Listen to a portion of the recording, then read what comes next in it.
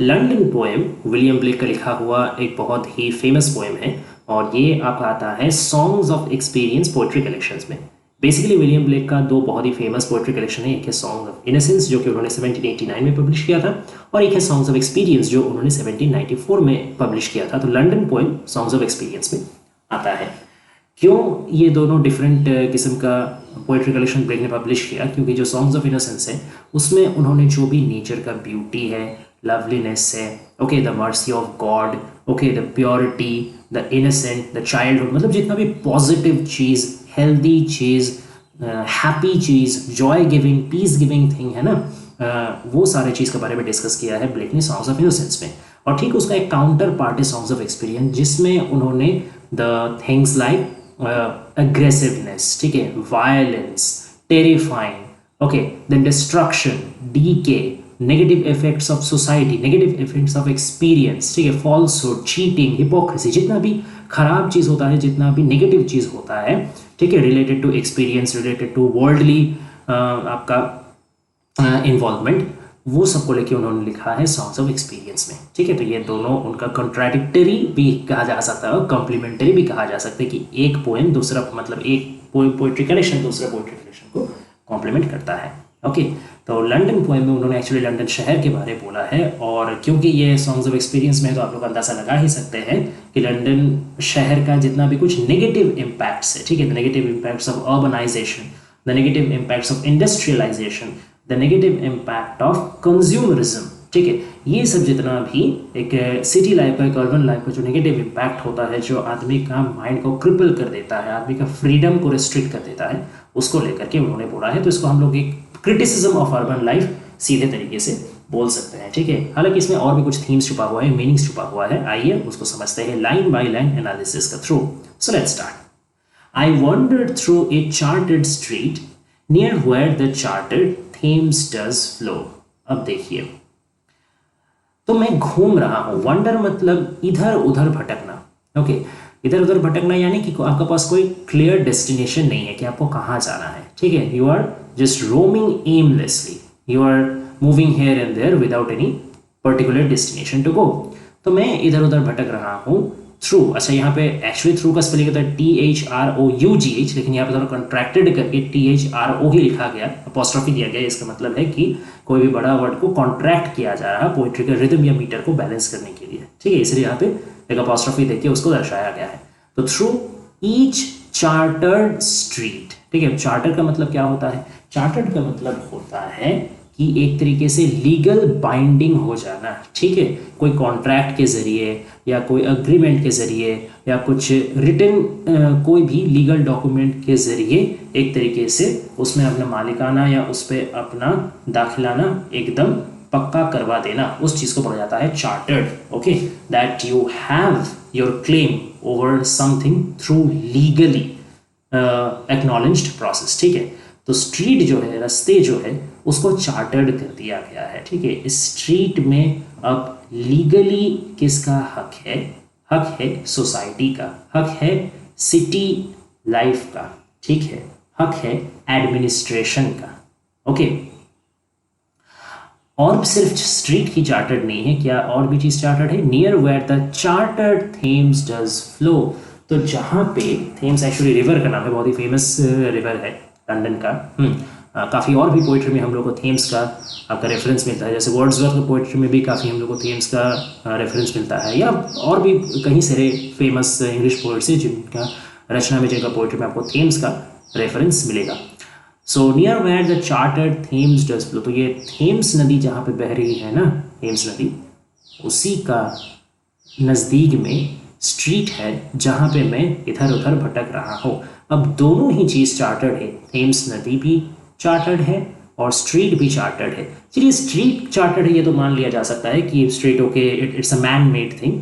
Okay, it can be regularised through authority, it can be bound with legal norms, it can be bound with rules and regulations. लेकिन नदी जो ये Thames नदी है, ये क्या सचमुच में मैन मेड है? ऑब्वियसली नॉट, ये तो एक नेचर का पार्ट है ना। इसको तो कोई इंसान ने नहीं बनाया, इसको तो कोई सिटी अथॉरिटी ने नहीं बनाया, इसको तो कोई म्यूनिसिपल कॉर्पोरेशन ने नहीं बनाया, तो नेचर का पार्ट है। This is a creation of God, this is a part of nature.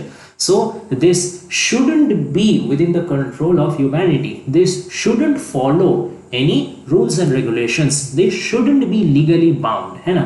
इसका बावजूद ब्लेक जो है थीम्स को चार्टर्ड बोल रहे हैं।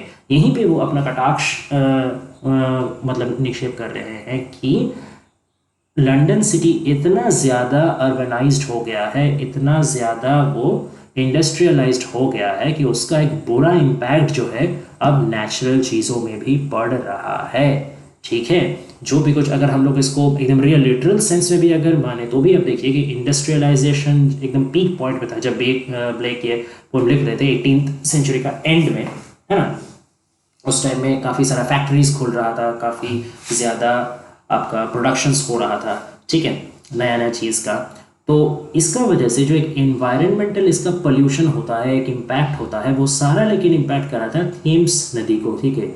जितना भी वेस्ट मटेरियल निकलता है फैक्ट्री से, ठीक है ना, एक कोई भी चीज़ आप जब आप कोई मास लेवल में प्रोडक्शन करते हैं, ठीक है, इंडस्ट्रियलाइजेशन मतलब क्या कि आप मास लेवल में कोई चीज़ प्रोडक्शन हो रहा है, फैक्ट्रीज चारों तरफ खुल रही है, ठीक है, मिल्स चारों तरफ खुल रही है, एकदम ज़ोरों शोरों से हर चीज़ का प्रोडक्शन हो रहा है, वर्कर्स लोग आ रहे हैं, खट रहे सुबह से शाम, तो बहुत सारा वेस्ट मटेरियल भी निकलता है, वो भी जाकर के कहाँ आखिरकार जाकर के मिल रहा, वहीं टेम्स नदी का खूबसूरत साफ स्वच्छ पानी में जाकर के मिल रहा। तो एक तरीके से जो negativity of the urbanisation and negativity of modern city life है वो डायरेक्ट जाके इम्पैक्ट कर रहा है the natural purity of the river Thames, है ना। तो इसीलिए भी कहा जा रहा है कि वो चार्टर्ड हो चुका है। सिटी लाइफ का जो लीगली बाउंड एक्टिविटीज़ है, सिटी लाइफ का जो रूल्स एंड रेगुलेशंस है, सिटी लाइफ का जो नेगेटिव इम्पैक्ट है, वो अब धीरे धीरे टीम्स को भी मतलब लगने लगा है। नंबर वन, मतलब कि सचमुच में यहाँ पे वेस्ट मटेरियल मिल रहा है, तो एक तो वो सेंस हो गया। दूसरा एक सेंस हो गया कि the urbanised city mentality or the industrialized city mentality is thinking itself to be the master of nature। वो लोग खुद को नेचर का भी प्रभु समझ रहे हैं, वो लोग खुद को नेचर का भी अथॉरिटी समझ रहे हैं, हालांकि nature is not to be mastered by anybody, ठीक है। Nature is master of its own. Nature किसी का बात सुन के नहीं चलता। नेचुरल जितना भी एक्टिविटीज होता है वो कोई कंट्रोल नहीं कर सकता, that is beyond control, that is beyond authority, that is beyond legalisation. वहां पे कोई लॉ नहीं चलता, नेचर में बस नेचर का लॉ चलता है, नेचर में ह्यूमन सिविलाइजेशन का लॉ नहीं चलता। तो यहाँ पे नेचर और ह्यूमन सिविलाइजेशन दोनों को एक कंट्राडिक्टरी फोर्स बना दिया गया है, लगभग इसमें एनिमिटी का पर्याय ला दिया गया कि दोनों एक दूसरे के एनिमी है, आर्च एनिमी है, ठीक है। Human civilisation is a different world, natural world is a totally different sphere, okay. लेकिन फिर भी जोर जबरदस्ती ये जो मॉडर्न सिटी लाइफ है वो नेचर को एक्सट्रैक्ट कर रहा है, नेचर को एक्सप्लॉइट कर रहा है, नेचर को लूट रहा है और वहाँ से अपना प्रोडक्ट बना रहा है, वहाँ से अपना मुनाफा कमा रहा है, वहाँ से अपना इंडस्ट्री को फैक्ट्री को आगे बढ़ा रहा है। So this shows the use of the word chartered shows the corruption of nature, the colonisation of nature, ऐसा भी हम लोग कह सकते हैं, ठीक है। And mark in every face I meet marks of weakness, marks of वो। अब यहाँ देखिए जो मार्क वर्ड है ना, इसको दो बार यूज किया गया और दोनों तरीके का मीनिंग में यूज किया गया। जो पहला वर्ड यूज किया गया कि and mark in every face I meet, तो पहला मार्क यानी नोटिस, ठीक है, नजर करना, ख्याल करना। And mark in every face I meet, और हर जो चेहरा से मैं मतलब मिल रहा हूँ उस हर चेहरे में मैं क्या कर रहा हूँ, मैं नोटिस कर रहा हूँ। अब यहाँ फेस ये आपका हो गया सिनेक्डोकी का उदाहरण। फेस मतलब सिर्फ क्या वो एक चेहरे से मिल रहे हैं, हर चेहरे से मिल रहा है मतलब क्या हर जो इंसान से मिल रहे हैं। तो here the word is face but actually the meaning is the whole human being, right, the whole person. तो यहाँ पार्ट फॉर होल ये लॉजिक के अनुसार सिनेक्डोकी फिगर ऑफ स्पीच लगा है, ठीक है। तो हर उस व्यक्ति से, हर उस इंसान से जो मैं मिल रहा हूँ उसमें मैं क्या नजर कर रहा हूँ, क्या ख्याल कर रहा हूँ, marks of weakness, marks of वो। अब ये वाला मार्क मतलब है आपका साइन, ठीक है, ट्रेसेस आप कह सकते हैं, ट्रेस या साइन, हाँ, चिन्ह। किस चीज़ का चिन्ह, किस चीज़ का मैं वहाँ पे देख पा रहा हूँ, वीकनेस में देख पा रहा हूँ। और मैं क्या देख पा रहा हूँ, वो यानी सौरो, दुख, दुख दर्द में देख पा रहा हूँ, ठीक है, वीकनेस देख पा रहा हूँ। Here is lack of strength, lack of positivity, lack of vitality, lack of liveliness, lack of happiness. जितना भी पॉजिटिव फोर्स है ना, और ख्याल करके देखिए ये जितना भी पॉजिटिव फोर्स यहाँ से मिसिंग है, ये सारा किस चीज से रिलेटेड है? नेचुरल वर्ल्ड से रिलेटेड है। The more you are close to natural world, the more you feel lively, the more you feel vital, the more you feel strengthen, है ना।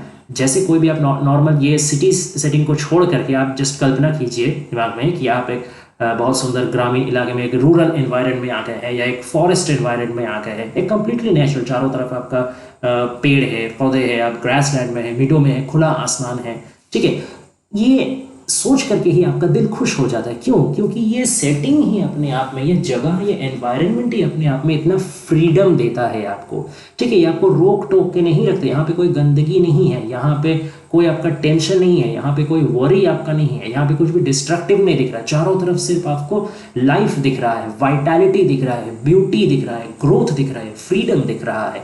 तो this whole positive setting gives you automatically a positive mindset, automatically gives you happiness, makes you feel happy, makes you feel rejoice. लेकिन ये जो city का setting है ना, ये जो मॉडर्न सिटी का लेआउट है, ये चारों तरफ फैक्ट्रीज ही फैक्ट्रीज है, इसमें सारा दिन नॉइजेस हो रहा है, ठुंग ठांग करके काम चल रहा है, ठीक है। एकदम सुबह से लेकर रात तक कोई रेस्ट नहीं है, ठीक है। दिन भर धुआं उठ रहा है, गरम गरम आपका आग का सामने जाकर के बेचारे वर्कर्स लोग को काम करना पड़ रहा है, ठीक है। गंदा गंदा पानी निकल रहा है, वेस्ट मटेरियल निकल रहा है, वो लोग जाकर के साफ नदी को नष्ट कर दे रहा, ठीक है। धूल मिट्टी पूरा उड़ रहा है, काला काला डस्ट उड़ रहा है, हर जगह में जम जा रहा है, ठीक है। तो ये जो पूरा सेटिंग है ना, ये सेटिंग ही इतना ज़्यादा डार्क है, इतना ज़्यादा अपसेटिंग है, इतना ज़्यादा आपका डिस्करेजिंग है कि इससे आपको, इस वातावरण में अगर आप रहे तो आपका दिमाग में पॉजिटिव चीज़ कभी आएगा ही नहीं। तो एक तरीके से ब्लेक यहाँ प्रोमोट कर रहे हैं कि you should be close to nature, you should not be close to modern city life which brings all this kinds of misery in your life. और क्योंकि इसीलिए यही वजह है कि सब कोई लोग इस शहर में, मैं जिस भी आदमी से मिल रहा हूँ, हर कोई का चेहरा में क्यों मैं वीकनेस देख पा रहा हूँ, हर कोई का चेहरा में मैं क्यों दुख देख पा रहा हूँ, because they are part of this weak and woeful society, weak and woe begotten modern city life। बस इसका एक हिस्सा होने की वजह से ही वो लोग दुख में डूबे हुए हैं, ठीक है। अब आगे देखते हैं। In every cry of every man, अच्छा आप देखिए, अब ये जो फर्स्ट स्टैंजा में एक उन्होंने डिस्क्रिप्शन दिया कि इंट्रोडक्शन दिया कि लंदन शहर में वो जो घूम रहे हैं, चारों तरफ वो बस लीगली बाइंड हो चुका है, authorised by some rules and restrictions हो चुका है, जिसमें कोई फ्रीडम नहीं बचा, जिसमें अब कोई हैप्पीनेस नहीं बचा, जिसमें अब कोई ब्यूटी नहीं बचा, सिर्फ और सिर्फ लीगल अथॉरिटी, सिर्फ और सिर्फ रूल्स एंड रेगुलेशंस, ओके, सिर्फ और सिर्फ आपका फ्रीडम छीन करके आपको बंदी बना लेना, केज्ड कर देना एक तरीके से। तो ये सारा नेगेटिव चीज़ लंदन शहर में फैल गया है और हर कोई लंदन निवासी बस दुख में डूबा हुआ है। तो ये तो आपका छोटा सा इंट्रो हो गया। अब आगे चल करके वो काफ़ी सारे साउंड का एग्जाम्पल देंगे कि इस दुख भरा, इस दर्द भरा लंदन शहर में किस किस तरीके का आवाज़ उनको सुनाई दे रहा है, और हर तरीके का आवाज़ उनको एक ही बात चीख चीख के, चिल्ला चिल्ला के बोलने की कोशिश कर रहे हैं कि this London city is filled with unhappiness. Okay, आइए समझते हैं। In every cry of every man, देखिए मैन का एम जो है ना कैपिटलाइज्ड है, ये मतलब मैन वर्ड को एम्फसाइज करता है और समझाता है कि here this man means the whole humanity. Okay, तो हर कोई इंसान, ठीक है, उसका जो दुख है, उसका जो चिल्ला रहा, हर इंसान का हर एक चिल्लाने में, ठीक है, in every infant's cry of fear, हर एक बच्चे का, इन्फेंट यानी बेबी, ओके, हर एक बच्चे का जो आपका डर का चिल्लाहट है, डर से वो चिल्ला रहा है। तो यहाँ पे सिर्फ आपको कोई अच्छा साउंड नहीं आ रहा, कोई हैप्पी साउंड नहीं आ रहा, कोई चीयरफुल साउंड नहीं आ रहा। किस चीज़ का आवाज़ बस आपको आ रहा है? रोने का आवाज़, दर्द भरा आवाज़, दुख भरा आवाज़, हताशा निराशा का आवाज़, डार्कनेस का आवाज़। यहाँ पे आपका कोई क्रिएटिव, कोई प्रोडक्टिव, कोई हैप्पीनेस वाला साउंड है ही नहीं। जितना भी साउंड आ रहा है सारा ही एक कोई ना कोई तरीके का दर्द का माहौल लेके आ रहा है। ये बहुत नेगेटिव इमेज सेट करता है लंदन शहर का बाहर, ठीक है। और यही पोइट एक्चुअली चाहते भी है कि लंदन शहर का जितना भी खराबी है, जितना भी नेगेटिविटी है, उसको क्रिटिसाइज करने को वो कर भी रहे हैं। तो हर एक इंसान का हर एक रोने में, हर एक बच्चे का डर भरा रोने में, इन एवरी वॉइस, हर एक मतलब आवाज़ में, ठीक है, हर आवाज़ में, जो भी आवाज़ वो सुन पा रहे हैं, चाहे वो कोई बच्चे का आवाज़ हो, कोई बूढ़े का आवाज़ हो, कोई पुरुष का आवाज़ हो, कोई महिला का आवाज़ हो, कोई भी किसी भी कोई कंट्री साइड में रहने वाला का, हालांकि कंट्री साइड तो है नहीं, पूरा सिटी, लंदन सिटी में ही है, तो चाहे वो सिटी का कोई छोटा पार्ट में रहने वाला हो कि बड़ा पार्ट में रहने वाला हो, कोई भी जगह में वो जो कुछ भी आवाज़ वो सुन रहे हैं ना, हर आवाज़ में बस उनको दुख ही सुनाई दे रहा है। इन एवरी बैन, बैन मतलब क्या, बैन मतलब आपको होता है रिस्ट्रिक्शन, ठीक है, हर रिस्ट्रिक्शन में, हर आवाज़ में क्या सुनाई दे रहा, the mind forged manacles I hear. तो इतना तीनों जगह में, पहला तीनों लाइन में उन्होंने सिर्फ बताया कि कहाँ कहाँ उनको सुनाई दे रहा है, ठीक है, और आखिरी लाइन में उन्होंने बताया कि उनको क्या सुनाई दे रहा है, क्या उनको सुनाई दे रहा है, माइंड फोर्ज्ड मैनिकल्स। मैनिकल्स का मतलब होता है आपका some kind of physical restraint, ठीक है, कोई कॉन्क्रीट चीज जिससे आपको रोक के रखा जा सकता है, बेड़ी आप समझ सकते हैं एक तरीके से, ठीक है, कोई बेड़ी, जैसे कोई बेड़ी आपको मतलब लगा के आपको रोक के रखा गया है, ठीक है, उसको कहते हैं मैनिकल्स। चेन्स आप समझ सकते हैं, ठीक है, जैसे पिछले ज़माने में आपका जो ये होते थे, सर्वेंट होते थे, ठीक है, उनको जैसे खरीदा जाता था मिडिएवल एज में या बहुत पहले में, ये बहुत ही बेकार सा प्रथा था कि सर्वेंट्स को बेचा जाता था, ठीक है, और जो उसको खरीदते थे पूरा एकदम चेन में एकदम बांध करके, एकदम जानवर जैसा बांध करके उसको ट्रीट करते थे, ठीक है, ताकि वो लोग कहीं भाग ना जाए, ठीक है, उसको बंदी बना के रखते थे। तो ठीक वैसे ही मैनिकल्स मतलब चेन, चेन जैसा ऐसा कुछ सामान जिससे आप किसी को बांध के, रोक के बंदी बना के रख सकते हैं। लेकिन अब समस्या ये है कि ये जो मैनिकल है ना, ये माइंड फोर्ज्ड है, दिमाग से बना हुआ है, फोर्ज्ड यानी क्रिएटेड। ये फोर्ज्ड एक्चुअली आपका एक वर्कशॉप वाला फीलिंग देता है, ठीक है, एक क्रिएटिव मेटाफर यहाँ पे है। लेकिन कितना बड़ा यहाँ पे आयरनी है आप समझिए, है तो ये एक क्रिएटिव मेटाफर, यानी फोर्ज यानी क्या कि कोई भी चीज़ बनाना, ठीक है ना, खास करके कोई टूल्स बनाना, ठीक है, कोई तरीके का टूल या कोई तरीके का मशीन, इस चीज़ को टाइप का कुछ बनाने को मतलब फोर्ज वर्ड उसके लिए यूज़ किया जाता है, ठीक है। तो है ये क्रिएटिव इमेज, लेकिन ये यूज़ हो रहा है एक डिस्ट्रक्टिव सेंस में, कि हम जो चीज़ क्रिएट कर रहे हैं वो चीज़ किसी को खुशी देने के लिए नहीं यूज़ हो रहा, वो चीज़ सब कोई को बांधने के लिए यूज़ हो रहा। तो सिटी लाइफ एक ऐसा रिस्ट्रिक्शन क्रिएट कर रहा है जो सबका क्रिएटिविटी को तोड़ रहा है, जो सबका कहा जाए तो ये production is such a type of production which is restricting all other productivity, ठीक है। तो एक तरीके से सिटी लाइफ का अंदर जो भी कुछ बच गया जनरेटिव पावर, वो भी अब किस चीज़ के लिए यूज़ हो रहा है, वो भी कोई काम का नहीं है, वो इनएफेक्टिव है, that is unable to produce something life giving, ठीक है। हर कोई का मन में ये बेड़ी पढ़ा के रखा है, हर कोई का मन में ये एक मतलब डिपेंडेंसी, ठीक है, एक तरीके का जो बंदी लाइफ है, एक तरीके जो केज लाइफ है, ये सबका मन में ये घुसा दिया है, ठीक है। अब इसका एक और भी मतलब निकलता है कि माइंड फोर्ज्ड मतलब क्या, फोर्ज्ड बाय माइंड या फिर फोर्ज्ड फॉर माइंड। यहाँ पे दोनों ही एग्जाम्पल हो सकता है। एक है कि ऐसा एक चेन, ऐसा एक बेड़ी जो माइंड ने बनाया हो, ठीक है, जो कोई कारीगर ने नहीं बनाया, जो कोई ब्लैक स्मिथ ने नहीं बनाया, जो माइंड में बनाया हो। अब माइंड अगर कोई चीज़ बना गया, माइंड तो खुद एक एब्स्ट्रैक्ट आइडिया है, तो वो जब कोई चीज़ बना रहा है तो वो भी जाहिर सा बात है वो भी एब्स्ट्रैक्ट चीज़ ही होगा, क्योंकि एब्स्ट्रैक्ट चीज़ तो कभी कॉन्क्रीट चीज़ नहीं बना सकता। एब्स्ट्रैक्ट चीज़ से कोई भी कुछ बनेगा तो वो भी एब्स्ट्रैक्ट ही रहेगा। तो ये एक आपको हिंट देता है कि ये जो मैनिकल्स है, ये जो बेड़ी है, ये जो चेन है, ये असली का चेन नहीं है। असली में किसी को शरीर में चेन बांध करके नहीं रखा गया है, सब कोई का शरीर बिना चेन का ही है, लेकिन एक तरीके से ये एक इनविजिबल चेन है। क्यों? क्योंकि इसको किसने बनाया है? माइंड ने बनाया है। तो एक एब्स्ट्रैक्ट चेन है, ये एक सिंबल है डिपेंडेंट माइंड का, डिपेंडेंट मेंटालिटी का, केज्ड मेंटालिटी का, फ्रीडम लेस मेंटालिटी का, जहां पे आपका सोच को बंदी बना के रखा गया हो, जहां पे आपका मानसिकता को बंदी बना के रखा गया हो, जहां पे आपको कोई चीज का कोई फ्रीडम नहीं हो। नंबर वन, एक ये हो गया फोर्ज्ड बाय माइंड। और एक सेंस हुआ फोर्ज्ड फॉर माइंड, की माइंड के लिए बनाया गया।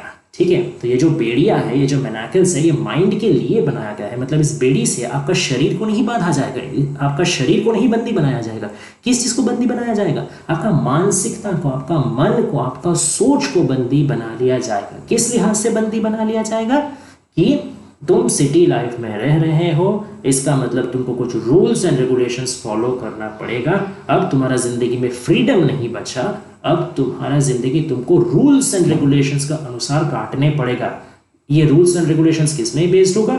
It will be based on the high class society, it will be based on the leaders of society, it will be based on the money minded groups. ठीक है, जो क्योंकि ये इंडस्ट्रियलाइजेशन का टाइम था, तो इसीलिए जो भी फैक्ट्री मालिक थे ना, जो भी कैपिटलिस्ट पूंजीपति थे, जो ज़्यादातर अपना इन्वेस्टमेंट करते थे ये सब फैक्ट्रीज में, ठीक है, जिससे इंडस्ट्रियलाइजेशन होता था, जिससे फंडिंग मिलता था, तो उन्हीं लोग अपना फायदे के लिए पूरा सोसाइटी को, पूरा सिटी को अपना हिसाब से शेप करते थे, अपना सिटी को उस हिसाब से रेगुलेट करते हैं। तो ताकि किस हिसाब से उन लोग को फायदा मिले, वो लोग का फायदा कैसे हो, मुनाफा कैसा हो। ठीक है, ये वो लोग एक बार भी नहीं सोचते थे कि सिटी लाइफ में जो भी आदमी है, जो भी मेरा वर्कर्स लोग है, जो भी मेरा कस्टमर लोग है, वो लोग का किससे अच्छा होगा, वो लोग का जिंदगी कैसे सुधरेगा, ये बारे वो लोग बिल्कुल भी चिंतित नहीं थे। वो लोग सिर्फ और सिर्फ एक ही विषय में चिंतित थे कि कैसे मेरा और मुनाफा हो, कैसे मेरा बिजनेस और बढ़े, कैसे मुझे और ज़्यादा प्रॉफिट मिले। तो here the whole focus of city life is primarily on money making, on profit, on more productivity, not productivity of mind, not productivity of soul, not productivity of happiness, but productivity of just materialism, productivity of consumerism, productivity of commercialization। ठीक है, तो ये हो गया। अच्छा, अब forged का एक और भी छोटा सा हिडन मीनिंग है। फोर्ज्ड मतलब कोई चीज को नकल करना, ठीक है ना। फोर्ज का ये भी मतलब होता है कि कोई चीज को काउंटरफीट करना, कोई चीज को नकल करना।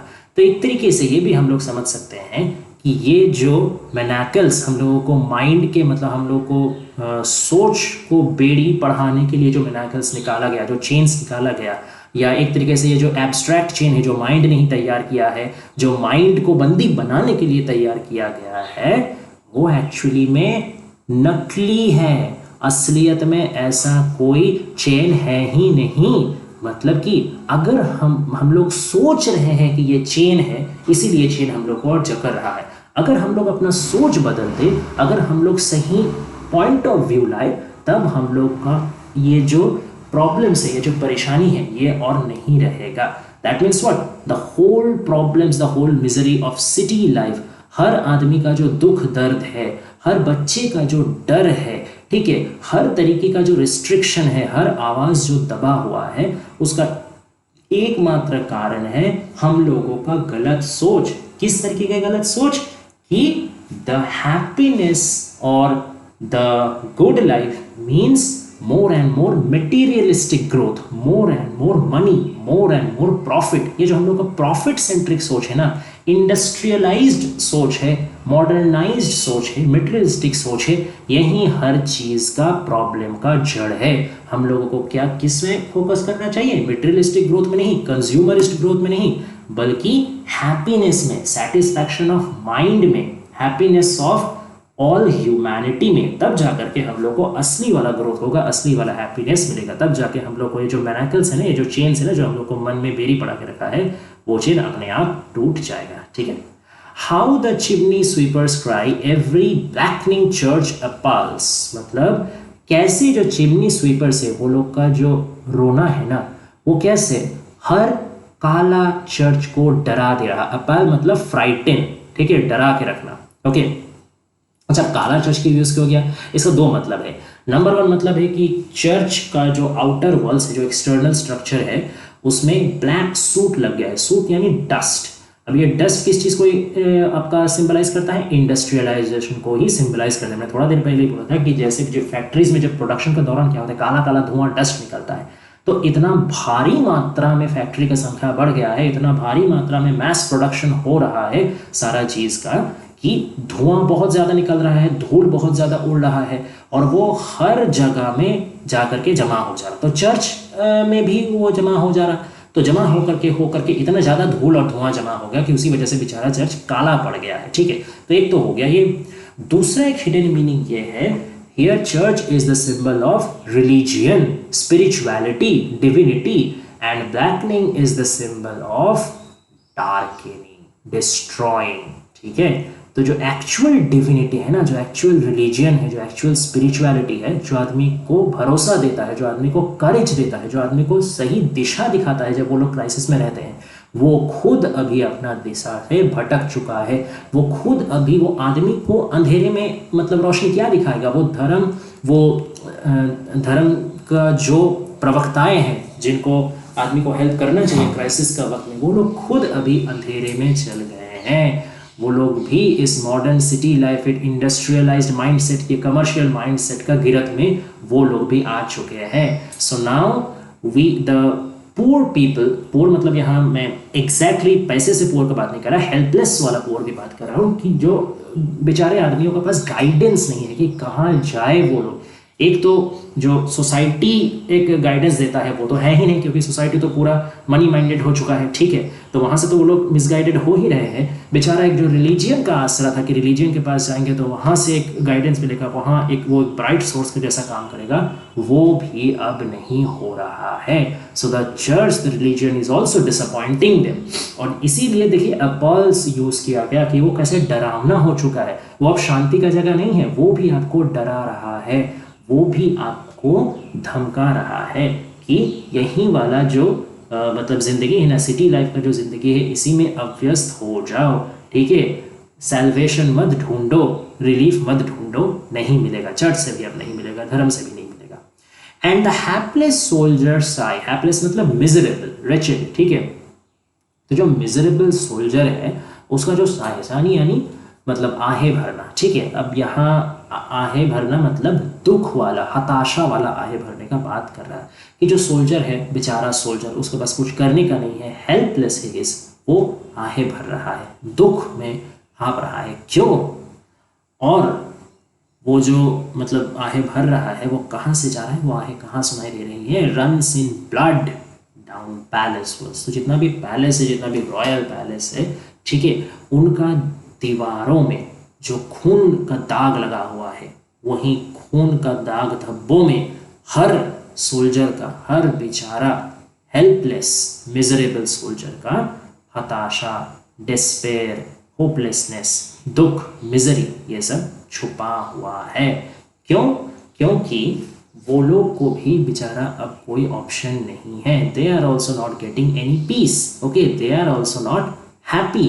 वो लोग का पूरा जिंदगी क्या है ना कि एक आपका इनकंसिस्टेंट बन गया है। ठीक है, they are fighting, okay, they are getting murdered, but still they are not getting any peace. वो लोग का जिंदगी का कोई गारंटी नहीं है। ठीक है, दूसरा लोग का राजा लोग क्या है, वो लोग जब लड़ाई में जाते हैं तो खुद तो ज़्यादा उनको मरना नहीं पड़ता, वो तो एकदम सेफ गार्ड करके रहते हैं। सेनापति जो सेना रहते हैं वही लोग ना मरते, वही लोग का ज़िंदगी बर्बाद होता है।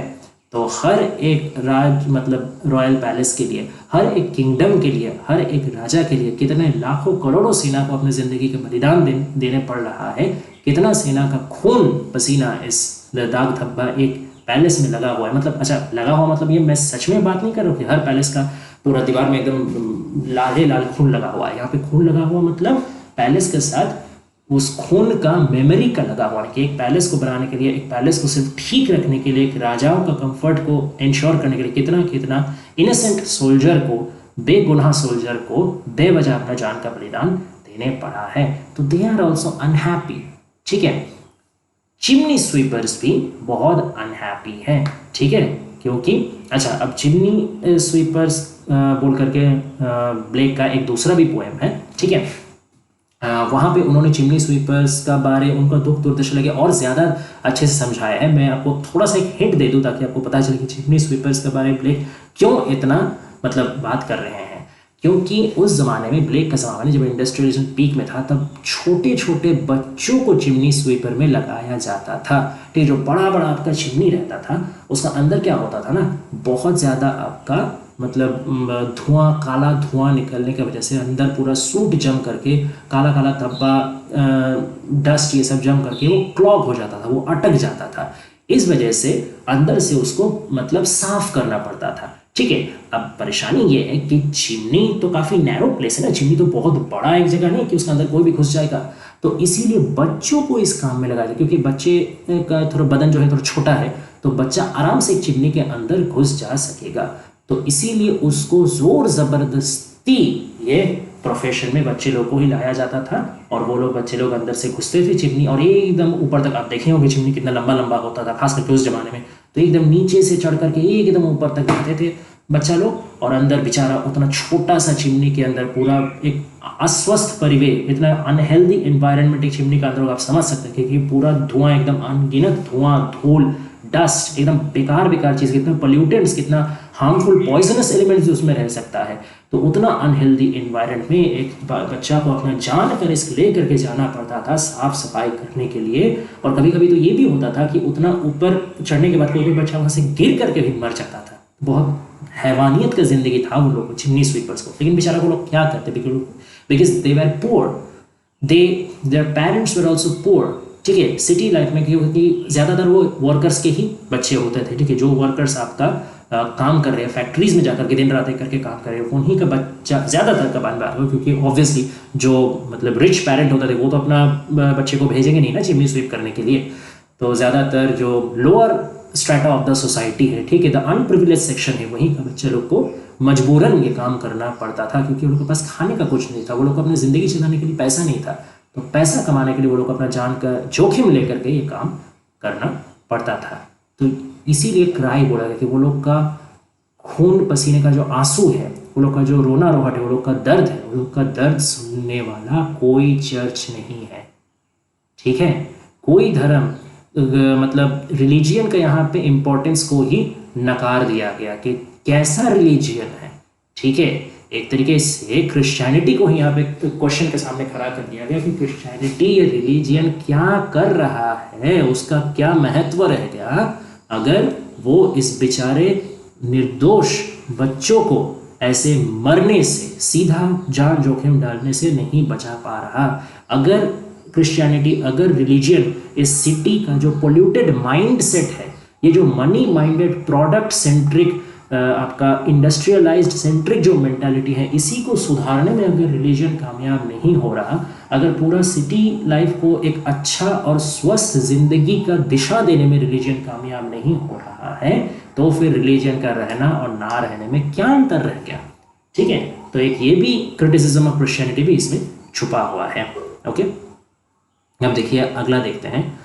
बट मोस्ट थ्रू, यही आखिरी स्टैंजा है, but most through midnight streets I here. लेकिन सबसे ज़्यादा, ठीक है, जो मुझको आवाज़ आता है, सबसे ज़्यादा जो मैं सुनता हूँ, देखिए ये सेकेंड पैरा से, जैसे 4 स्टैंजा है टोटल इस पोएम में, तो फर्स्ट स्टैंजा में जैसे मैंने बोला इंट्रोडक्टरी स्टैंजा ये है, इसमें सिर्फ थोड़ा सा डिस्क्रिप्शन दिया गया कि लंदन शहर में पूरा दुख ही दुख भरा हुआ है, सब कुछ भी फ्रीडम नहीं है, सब कुछ रूल्स एंड रेगुलेशंस का अनुसार में है, सब कुछ पैसा के अनुसार होता है, वगैरह वगैरह। और फिर दूसरा स्टैंजा से ही आपका शुरू हो गया डिफरेंट टाइप्स ऑफ साउंड। ठीक है, दूसरा स्टैंजा में आपका किसका साउंड सुनाई दिया, माइंड फोर्स्ड मैनाकल्स का साउंड सुनाई दिया, हर आदमी में, हर आदमी का वॉइस में, हर आदमी का रोने में, हर बच्चों का रोने में, ठीक है, हर रेस्ट्रिक्शन में। फिर तीसरा आपका स्टैंजा में फिर से किस चीज़ का साउंड सुनाई दिया कि चिमनी स्वीपर बेचारे बच्चे रो रहे हैं, और वो जो रो रहे हैं ना, उनका रोना इतना भयंकर है कि वो चर्च को भी हिला के रख दे रहा है, डरा के रख दे रहा है। ठीक है, फिर जो सोल्जर्स है वो भी बेचारे हताशा में रोना ही जैसा, मतलब जो साई का साउंड है, वो जो लंबे आहे भर रहे हैं, उसका साउंड भी क्या कर रहा है, हर पैलेस वॉल को एकदम कैलमनाइज करके, कैलमनिएट करके रख दे रहा। तो अब ये 3 तरीके का साउंड सुनने के बाद आखिरी में वो एक चौथा साउंड का भी इंट्रोडक्शन देते हैं, और ये चौथा साउंड सबसे ज़्यादा उनको अंदर से हिला के रख दिया है। तो आइए समझते हैं क्या ऐसा इतना मतलब डरावना साउंड है। But most through midnight streets I hear how the youthful harlot's curse blasts the newborn infant's tear and blights with plague the marriage hearse. बहुत खौफनाक इमेजरी है मैरिज हर्स, मैं समझाता हूँ। ठीक है, तो रात के अंधेरे में मिडनाइट में जब मैं रास्ते में निकलता हूँ तब मुझे क्या सुनाई देता है? सबसे ज़्यादा क्या सुनाई देता है? यूथफुल हार्लट, हार्लट यानी प्रोस्टिट्यूट, यूथफुल यानी ब्यूटीफुल, यंग। तो यंग एंड ब्यूटीफुल जो प्रोस्टिट्यूट्स हैं वो लोग कर्स करते हैं, वो लोग अभिशाप देते हैं, ठीक है, किसको? Blasts the new born infants tear, अपने ही जो बच्चे हैं ना, न्यू बॉर्न, एकदम संगे संग बस रिसेंटली उनका जन्म हुआ है, वो लोग खुद जन्म दिए हैं, जो यंग प्रोस्टिट्यूट्स है वो लोग खुद जन्म दिए हैं एक बच्चे को, एक निष्पाप, एक फूल जैसा इनोसेंट बच्चे को। वो बच्चा बेचारा रो रहा है और वही रोता हुआ बच्चे को देख करके लाड प्यार करने का जगह, उसको चुप करने का जगह, कॉन्सोलेंस या उसको आशीर्वाद देने का जगह, वो क्या कर रहे हैं? उसी रोता हुआ बच्चे को अभिशाप दे रहा है, कर्स कर रहे हैं। कौन? माँ, उसी की माँ, क्योंकि ये जो प्रोस्टिट्यूट है उसी की ना संतान है, उसी का मतलब चाइल्ड है। लेकिन एक माँ ब्लेस करने के जगह, कंसोल करने के जगह कर्स कर रहा है। कितना भयंकर ये इमेजरी है, ठीक है।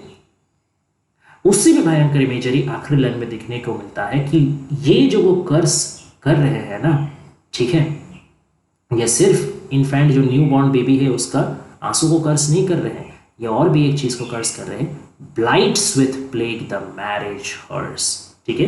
ब्लाइट मतलब आपका करोड कर देना, ठीक है, डीके कर देना, डैमेज कर देना, ठीक है, थोड़ा थोड़ा करके नुकसान करके पूरा डिस्ट्रॉय, डैमेज करना, इसका मतलब ब्लाइट का मतलब होता है ये।